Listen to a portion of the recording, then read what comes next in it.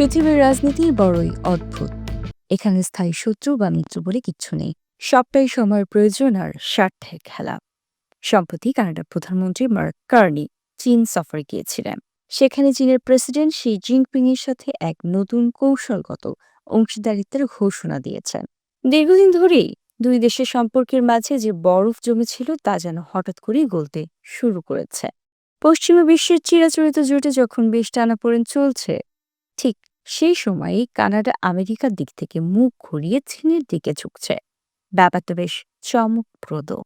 Canada ও চীনের সম্পর্কের ফাটলটা শুরু কিন্তু আজকে না।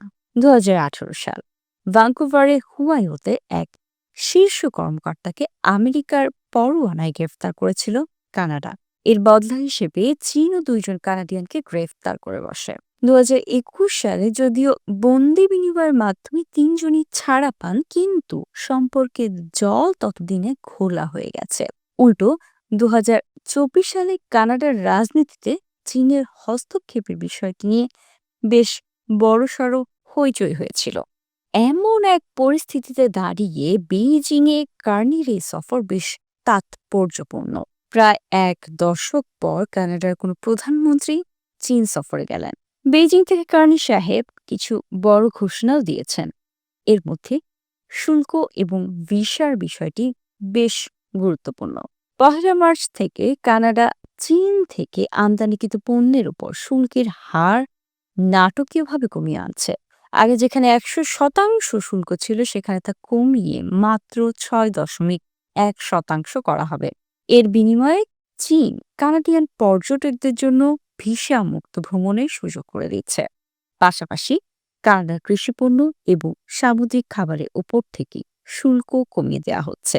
কার্নি সাহেব 2023 সালের মধ্যে চীনে কানাডার রপ্তানি 50% বাড়ানোর এক বিশাল লক্ষ্যমাত্রা ঠিক করেছেন। কার্নি এবং শি জিনপিং দুই দেশের জন্য এক নতুন কৌশলগত অংশীদারিত্বের জয়গান গেয়েছেন। কার্নি মূলত মূল 5টি ক্ষেত্রের কথা উল্লেখ করেছেন যেখানে দুই দেশ একসঙ্গে কাজ করবে। সেগুলো হলো ক্লিন এনার্জি, কৃষি ও খাদ্য বাণিজ্যের প্রসার, বৈশ্বিক শাসন ব্যবস্থা জোরদার করা, জননিরাপত্তা নিশ্চিত করা এবং মানুষে মানুষের সম্পর্ক ও সাংস্কৃতিক বন্ধন দৃঢ় করা।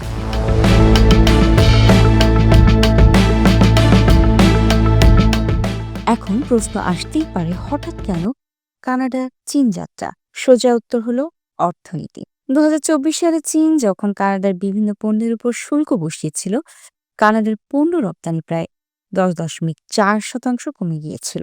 এর সবচেয়ে বড় ধাক্কাটা খেয়েছিল ক্যানোলা চাষিরা। চীনের বিশাল বাজার তাদের জন্য একরকম বন্ধই হয়ে গিয়েছিল। চীন সফরের আগেই কার্নি বলেছিলেন, বিশ্ব বাণিজ্যে যখন অস্থিরতা চলছে, তখন কানাডা এমন এক অর্থনীতি গড়তে চায় যা হবে টেকসই এবং স্বাধীন। তিনি আরো বলেছিলেন, আমরা আমাদের অর্থনীতিকে রূপান্তর করতে চাই। এতদিন আমরা কেবল একটা মাত্র বাণিজ্য সঙ্গীর উপর নির্ভর করেছি। তিনি নাম না নিলেও স্পষ্ট যে তিনি আমেরিকার কথাই বলেছিলেন।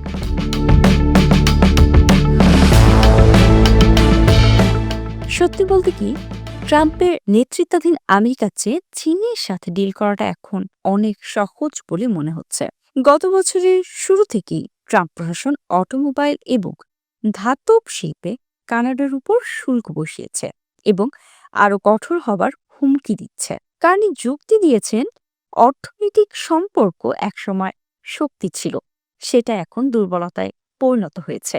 তবে ব্যাপারটা যে শুধু বাণিজ্যের মধ্যেই সীমাবদ্ধ নয়। 2025 সালের শুরুর দিকে কার্নি যখন ক্ষমতায় আসেন, তখন ট্রাম্প শুধু শুল্কের উপরই হুমকি দিচ্ছিলেন না, বরং কানাডার সার্বভৌমত্বের কথা নিয়েও বলেছিলেন। তিনি বারবার বলেছিলেন, কানাডাকে আমেরিকার 51তম অঙ্গরাজ্য হিসেবে যুক্ত করা উচিত।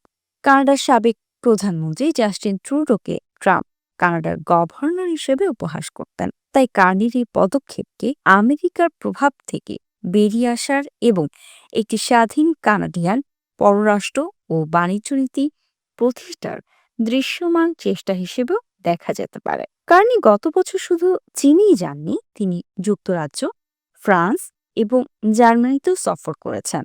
ইউরোপীয় মিত্রদের সাথে সম্পর্ক আরও বেশি গভীর করবার জন্য।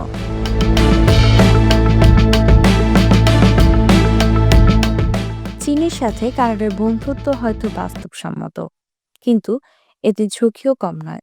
উদাহরণস্বরূপ, চীনা বৈদ্যুতিক গাড়ি বা ইভির ওপর শুল্ক কমানোর ফলে কানাডার অটোমোবাইল শিল্পে নেতিবাচক প্রভাব পড়তে পারে। সমালোচকরা চীনের মানবাধিকার রেকর্ডের কথাও তুলবেন। তাছাড়া কার্নি নিজে 1 বছর আগে চীনকে কানাডার জন্য সবচেয়ে বড় নিরাপত্তা হুমকি হিসেবে অভিহিত করেছিলেন। ট্রাম্পের দিক থেকে কোনো নেতিবাচক প্রতিক্রিয়া না এলেও সম্প্রতি তিনি কটাক্ষ করে বলেছিলেন, By the way, they should be grateful also, but they're not. I watched your prime minister yesterday. He wasn't so grateful. But they should be grateful to us. Canada lives because of the United States. Remember that, Mark, the next time you make your statements. Canada যদি চীনের সঙ্গে চুক্তি করে তাহলে যুক্তরাষ্ট্রে রপ্তানি করা কানাডার সব পণ্যের উপর তাৎক্ষণিকভাবে 100% শুল্ক আরোপ করা হবে।